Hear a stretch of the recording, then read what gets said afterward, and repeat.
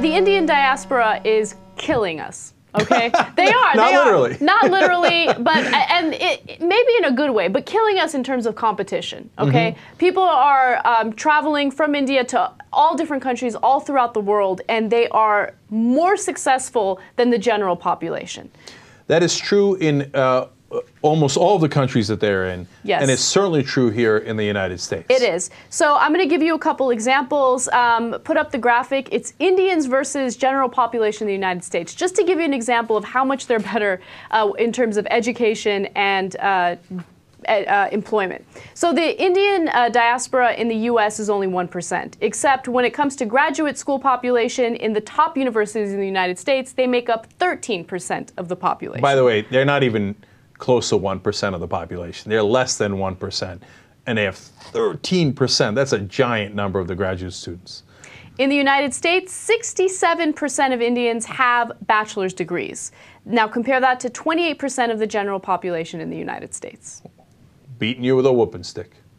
The average household income for Indians is $90,000, whereas the average household income for the general population in the U.S. is $50,000. That is a giant, giant difference. Supposed to do, you take them out of the office and hit them with a stick a couple times. They will do.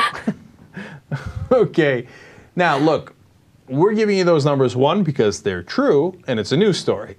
Two, because it's not because South Asians are a better race or anything like that. When you go to India, some of the numbers are disastrous. 40% of the population lives for $1.25 a day or less, okay? And their life expectancy in Mumbai is 56 years old. It's disastrous. It's obviously not genetic. It's not a race thing. It's not any of that.